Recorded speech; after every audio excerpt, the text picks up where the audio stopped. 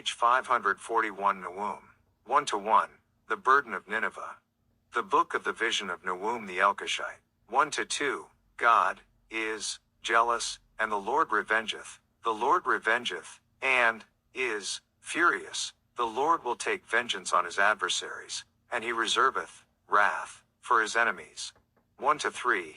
The Lord is slow to anger, and great in power, and will not at all acquit the wicked. The Lord hath his way in the whirlwind and in the storm, and the clouds are the dust of his feet. 1-4. He rebuketh the sea, and maketh it dry, and drieth up all the rivers. Bashan languisheth, and Carmel, and the flower of Lebanon languisheth.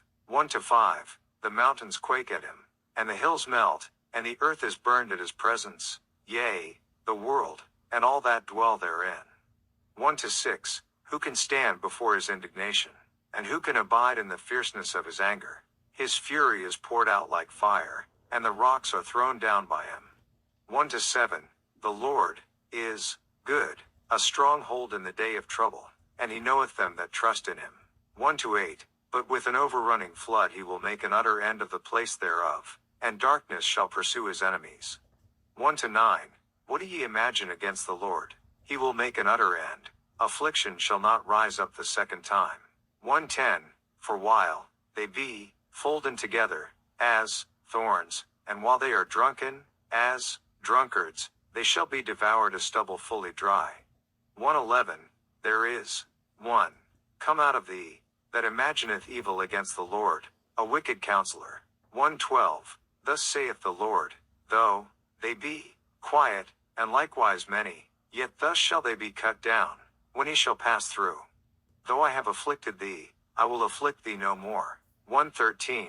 For now will I break his yoke from off thee, and will burst thy bonds in sunder. 1-14.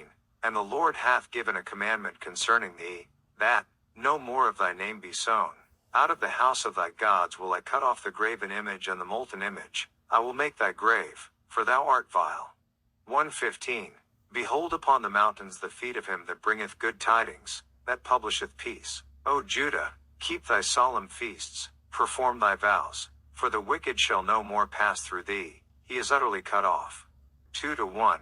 He that dasheth in pieces is come up before thy face. Keep the munition, watch the way, make thy loins strong, fortify thy power mightily. 2-2. For the Lord hath turned away the excellency of Jacob, as the excellency of Israel. For the emptiers have emptied them out, and marred their vine branches. 2-3. The shield of his mighty men is made red, the valiant men are in scarlet. The chariots shall be with flaming torches in the day of his preparation, and the fir trees shall be terribly shaken. 2-4. The chariots shall rage in the streets, they shall justle one against another in the broad ways, they shall seem like torches, they shall run like the lightnings. 2-5. He shall recount his worthies, they shall stumble in their walk, they shall make haste to the wall thereof, and the defense shall be prepared. 2-6. The gates of the rivers shall be opened, and the palace shall be dissolved. 2-7. And Hazab shall be led away captive, she shall be brought up, and her maids shall lead her, as with the voice of doves, tabering upon their breasts. 2-8. But Nineveh is of old like a pool of water, yet they shall flee away. Stand, stand, shall they cry, but none shall look back. 2-9. Take ye the spoil of silver, take the spoil of gold, for there is none end of the store, and glory out of all the pleasant furniture.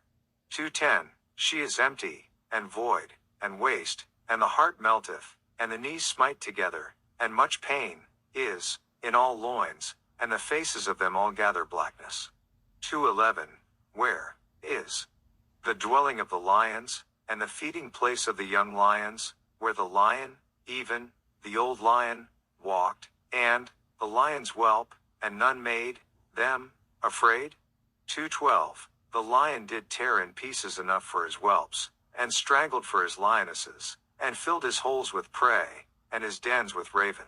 2-13.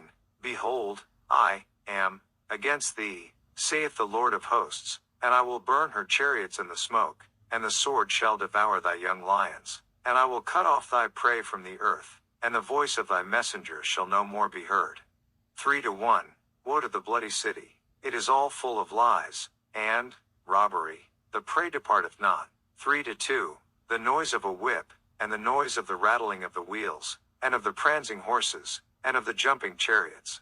3-3, the horseman lifteth up both the bright sword and the glittering spear, and there is a multitude of slain, and a great number of carcasses, and there is none end of their corpses, they stumble upon their corpses. 3-4, because of the multitude of the whoredoms of the well-favored harlot, the mistress of witchcrafts, that selleth nations through her whoredoms, and families through her witchcrafts. 3-5, behold, I am against thee, saith the Lord of hosts, and I will discover thy skirts upon thy face, and I will show the nations thy nakedness, and the kingdoms thy shame. 3-6, and I will cast abominable filth upon thee, and make thee vile, and will set thee as a gazing stock. 3-7, and it shall come to pass, that all they that look upon thee shall flee from thee, and say, Nineveh is laid waste, who will bemoan her? Whence shall I seek comforters for thee?